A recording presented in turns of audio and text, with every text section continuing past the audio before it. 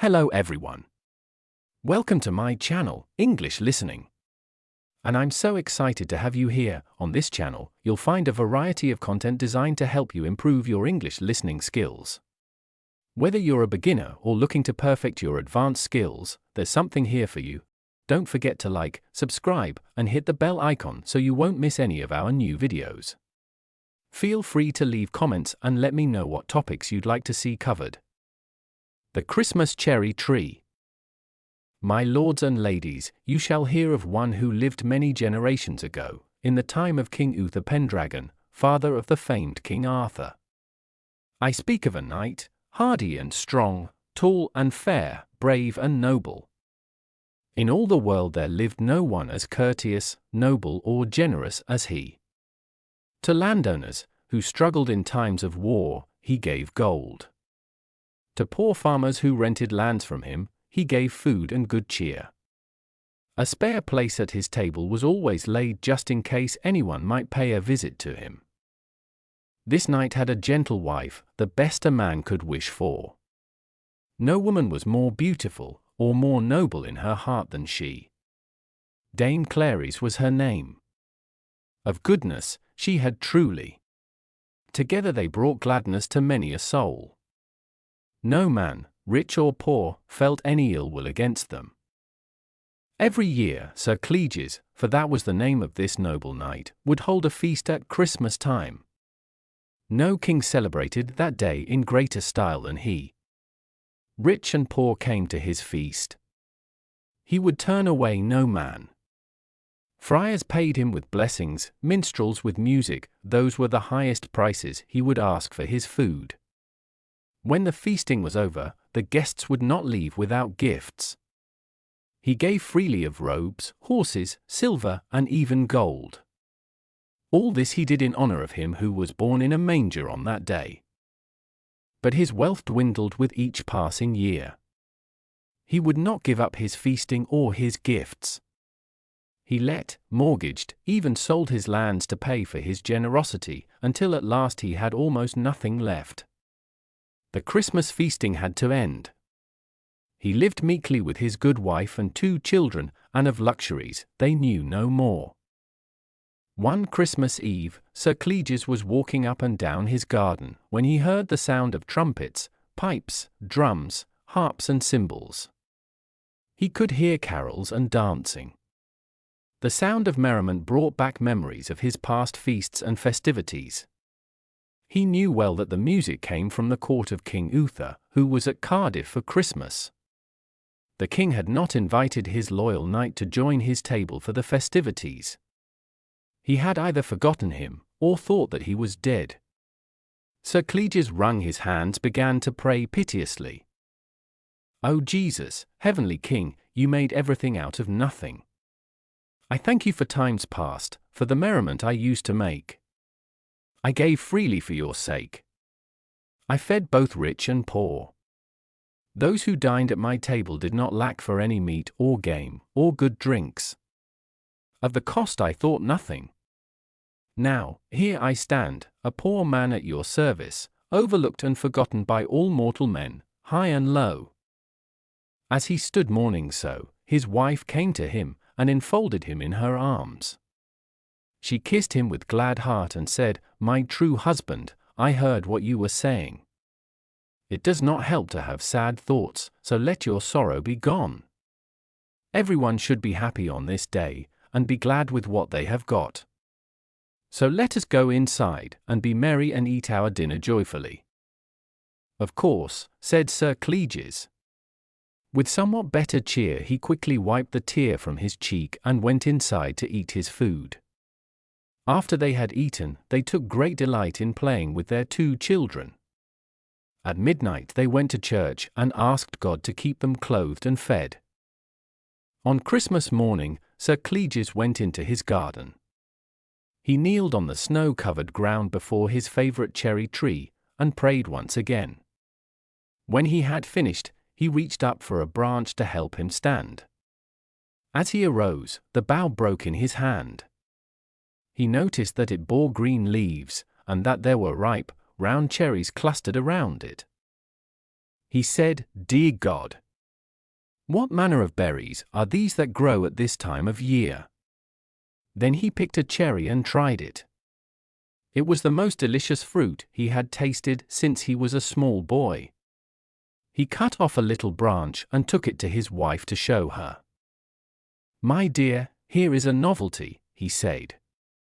"I found these growing in our garden. Cherries in midwinter. I am afraid it is some ill omen, a warning to me for my sorrow and grieving." "Why no," said his wife, "rather it is a sign that goodness is coming to us. Tomorrow at first light, take the cherries to Cardiff and the king. He will have no better gift than this." When it was daylight, she prepared a large basket full of cherries. She told their eldest son to carry it on his back and walk behind his father to Cardiff. So they set off, not on a steed or pony, but Sir Cleges' walking stick as his only support. When they arrived at the gates of the castle, the porter saw his poor clothing and said, "You shall turn around and leave smartly without delay, or by God and St. Mary, I shall break your head. Go and stand in the beggars' row. That's the place for you."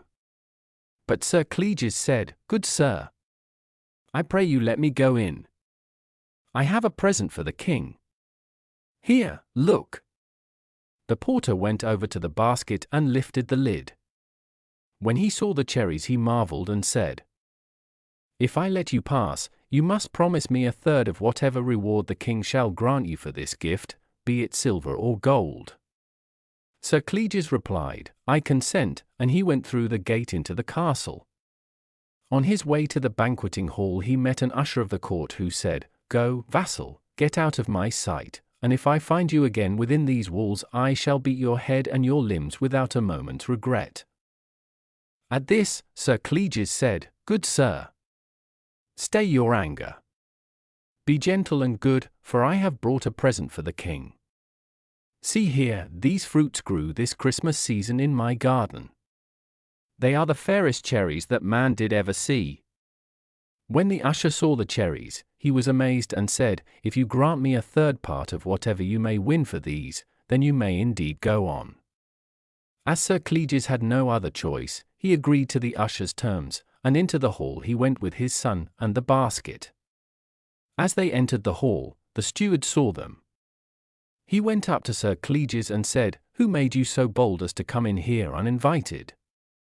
Turn around smartly and get out." Sir Cleges replied, "See, good sir, I have a gift for the king."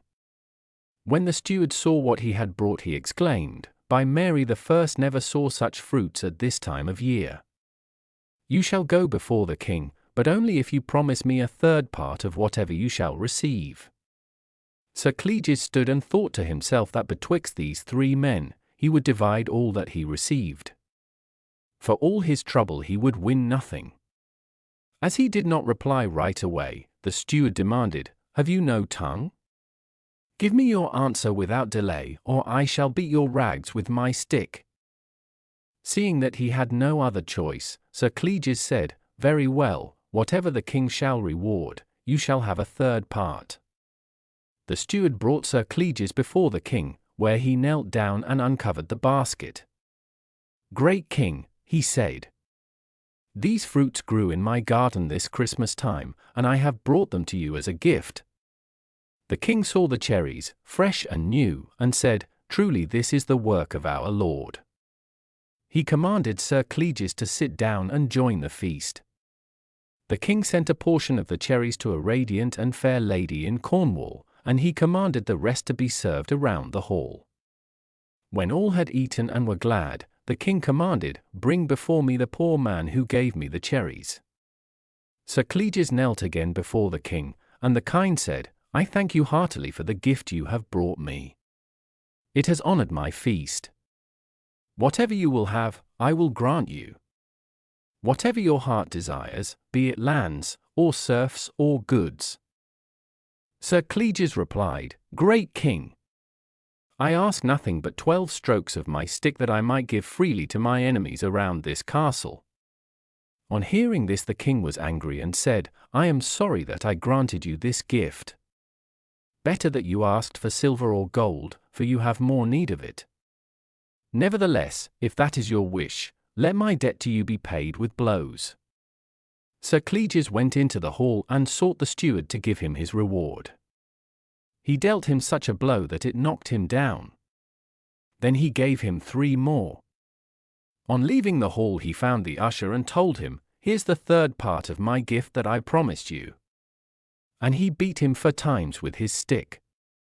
Then he found the porter and gave him his reward with the words, "I keep my bargain. Take this, and this, and this, and this." While Sir Cleges was busy paying back his enemies, the king sat in his chamber and listened to a minstrel. The minstrel sang of a great knight who had served him in years past, one who was full of fortune, nobility, and grace. His name was Sir Cleges. As the king listened, memories came back to him, and he realized that he had seen the good knight that very evening. "Why, was that not him who kneeled before me in the hall?" exclaimed the king.